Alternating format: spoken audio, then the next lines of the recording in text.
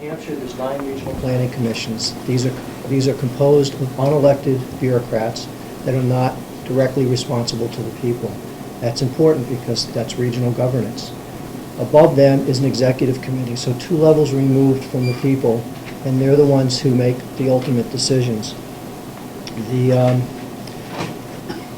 The partnership agreement is a 12-page document, and on the front page it has language that says that the Nashville Regional Planning Commission is the lead point of contact with HUD. So they've signed on behalf of the 9 regional planning commissions, and they will ensure that the program is carried out in compliance with HUD requirements. And that's one of the few areas you will see HUD mentioned. They don't talk about they talk about the Granite State Future. In this document, they don't even talk about, it's not mentioned by name, the Sustainable Communities Initiative. But if you've had your presentation already, you know that that's what they spoke about. In this document, they talk about integrating planning for housing, transportation, water infrastructure, natural resources, economic development, cultural and historical resources, public health, climate change, and energy efficiency. This goes way beyond land use planning and resource management. They talk about housing plans and analysis of impediments to fair housing, comprehensive needs assessment, vision statement and goals, regional transportation, water infrastructure, blah, blah, blah. There's a bunch of things that they're focused on trying to manage with this program. The analysis of impediments. There's a lot of terminology in their legally binding documents that use terms that you may not even understand what it is. We didn't understand this until we were 100 hours into the planning, and we came across an analysis of impediments document and said, oh my gosh, that's what they're talking about? They have teams, they have committees, they have partners. The partners they call stakeholders. The partners buy in. They have an interest into the success of this program, and it's a financial interest. One of the teams is called a regional equity team. I'm going to read directly from the Granite State Future Agreement. It says the regional equity team, a regional equity team that is comprised of representatives of underserved and marginalized populations in their region that will ensure the voices of these populations are reflected in the regional plan. When I asked our regional planning commissioner, who are the underserved and marginalized populations, he told me those are the people who get up at 6 o'clock in the morning, drive to Boston, work all day, get home at 10 o'clock at night. They're not represented because they don't have a chance to interact with their local government. Those are the people who need to be represented. So you can imagine my surprise when I found in their notice of funding availability, these are all HUD documents. These are all their words, their documents.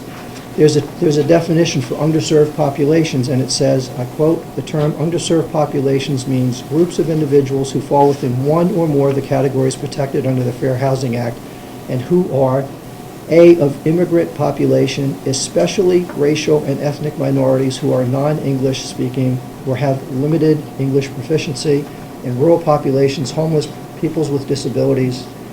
It goes on with a bunch of those things. These people are not the majority of the people who live in your town, my town, or the state of New Hampshire. New Hampshire is 95% Caucasian. That's just a simple fact. There will be an overemphasis on the people that are defined in that group as to how this plan will be implemented. In the Granite State Future program, there's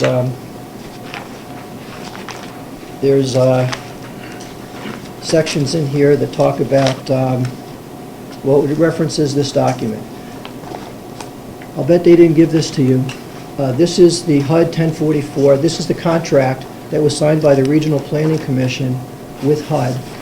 Now, when we got our presentation, we were told it's grassroots, bottom-up, advisory only from the Regional Planning Commissions. HUD was never mentioned. I brought up HUD. A couple of our selectmen said, HUD's involved with this? I said, well, yes, but HUD is only there to provide seed money. That's it. The next meeting they came back, well, yeah, but, you know, of course there's some things that they're gonna, you know, that are in there that are mandatory outcomes, but they don't really follow through with that. And by the third meeting, he said, well, they expect something for their money. So on this document, it lists 12 other documents. If I read from here, it says, this instrument, the HUD 1044 and 1044 continuation sheet, sets forth a legally binding agreement between the parties as to all amounts, deliverables, tasks, et cetera, et cetera. I'll be happy to read that further if you'd like later on. On page 3, it talks about substantial involvement, bold, capital, underlined letters, substantial involvement. HUD's Office of Sustainability, Sustainable Housing and Communities will work in partnership with its grantees to advance the program objectives of the grant program. The cooperative agreement allows for substantial involvement of HUD staff to enhance the performance of the grantee and completion of their deliverables. A few of the bullet points down here talk about review and provide recommendations on the report study, including final interpretations of study results. That's key, because your town will be collecting demographic data of all different sorts and types. They will have final interpretation of what that data means. And if I have an opportunity to get to some examples, that will be great. Review and approval of key personnel, implementation of HUD requirements which limit recipient discretion. That clearly states it's not a bottom-up program. I don't know what you were told. Is that my 10 minutes? No. How far am I in? 7. Oof. Okay. Oh, great. Thanks. Okay. So that's the contract that references other documents. Those other documents are hundreds and hundreds of pages. They talk about mandatory outcomes, aligned federal planning and investment. I'm reading direct quotes that mirror local and regional strategies for achieving sustainable communities, increased participation in decision-making and developing long-range vision by populations for traditionally marginalized in public planning processes. They talk about tracking vehicle miles traveled. That's a mandatory outcome, reducing the miles that your vehicles travel. And I just want to go into this. One of the things is the Transportation Land Use Roundtable. And what they talk about is a state gasoline tax, a local gasoline tax, increases in vehicle registration fees, revenues from a statewide fee-bait program. I said, what's a fee-bait program? They're going to put a tax on every car in New Hampshire that is, every new car that's purchased in New Hampshire. If your gas mileage is too low, you'll pay a fee, and if your gas mileage is higher, you get a rebate. Another thing they're doing is developers will get a greenhouse gas tax for the amount of distance you are from the center of each town. Okay, there's things in here that talk about changing zoning laws, which I could get to if you want. They use terms like environmental justice, social equity. They talk about socioeconomic inequity. They have a partner called Heal New Hampshire. They that created the Livable Walkable Communities Toolkit, which is a blueprint for changing your zoning laws. They have a partner called Action Media. On their Get Results webpage, it says our clients' work is about power, how our resources used, and who gets to decide. Our work is about the power of communications to shift the advantage, to mobilize support, and to neutralize opposition. We're the opposition. We're the people. It's supposed to be government by and for the people.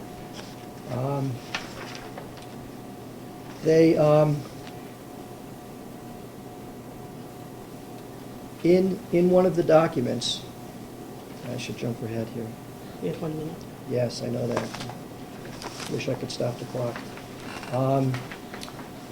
In the application to HUD, it talks about anticipated barriers to New Hampshire's strong traditional individual. Anticipated barriers to this program include New Hampshire's strong tradition of individual property rights and resultant resistance to planning and zoning. Their solution is to turn that over to a committee whose members include the DOT, DES, and OEP, and that committee will, quote, work together to identify potential statewide strategies to reducing and or eliminating the barriers. Remember, the barriers are our traditional property rights. Individual property rights. Excuse me, Ken, 2 more minutes. 2 more minutes, thank you. Another partner is the Water Sustainability Commission. I'm sorry, yes, the Water Sustainability Commission. They're going to produce a report for the governor. They talk about in the Water Sustainability Commission that water in a private well or public well, that there is no difference and that we should see water in the collective. Here's some quotes. A member of the Groundwater Commission noted that it dealt with, these are from their meeting minutes, with allocation concepts and issues, receiving comments and input for stakeholders statewide. Vision statements need to create a sense of urgency. They admit that New Hampshire is a water-rich state, yet they want to create a sense of urgency. They talk about a need to develop a collective sense of accountability. One of the people, one of the commissioners on here, because they'll tell you that this is just an advisory committee, one of the people on this Water Sustainability Commission is also a commissioner on the DES. They're all tied together. None of this is just advisory. All of this is tied together by, there's key people that are in the different partners and the stakeholders, and it's important to understand the insidiousness of this program, because what you have in your hands is not only for this town, but it also is going to impact New Hampshire in the long run. Also throughout all of these documents, there are references to conforming to the Fair Housing Act. Now, there was another, in one of these documents, it references a lawsuit for Westchester County. Now, they were sued for a different federal grant program, but it was because they didn't conform to the Federal Fair Housing Act. Now, they settled for $51.6 million to build 750 houses in their community, and HUD wanted to come in and tell them exactly where to put them.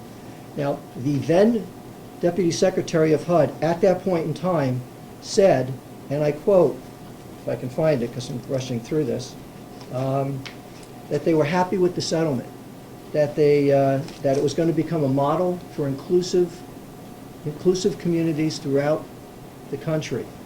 The Westchester County executive calls this social engineering at its worst, and it's the model that they want to move around the country to every country and every state and town.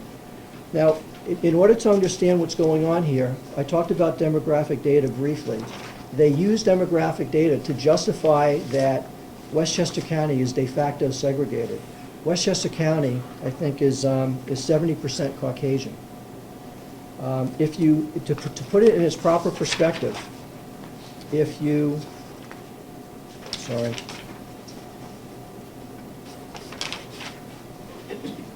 put it in its proper perspective, Westchester County, I think, I'm going by memory here because I don't have it in front of me.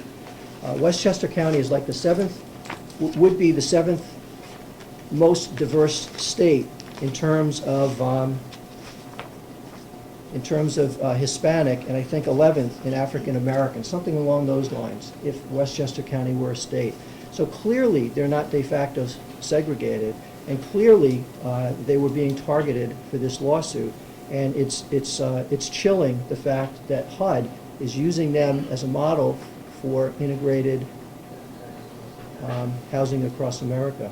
Make your last point, please, Ken.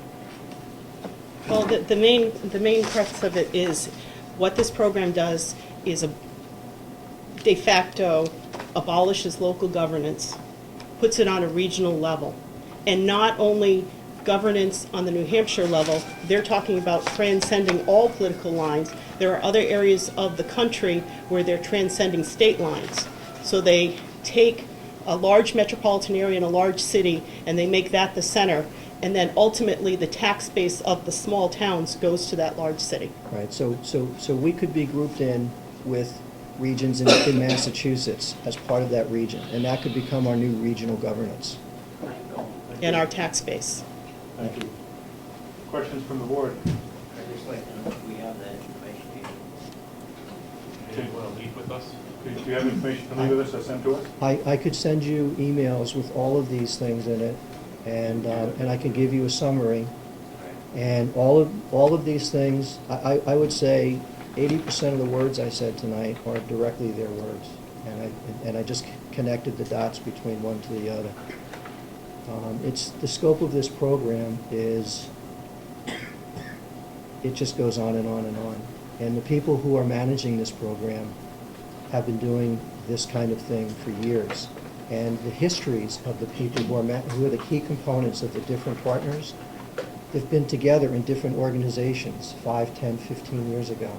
So this is something that has been going on for a very long time. And I hope that when we send this to you, even with all of this documentation, it may take you an hour or two just to go through it. But I'd like to have it here so that we can take it. Summary would be great. if you'd send it to me, I'll distribute it. Wonderful, thank you, You sir. know, I mean, I think if I get that with somebody, I appreciate it.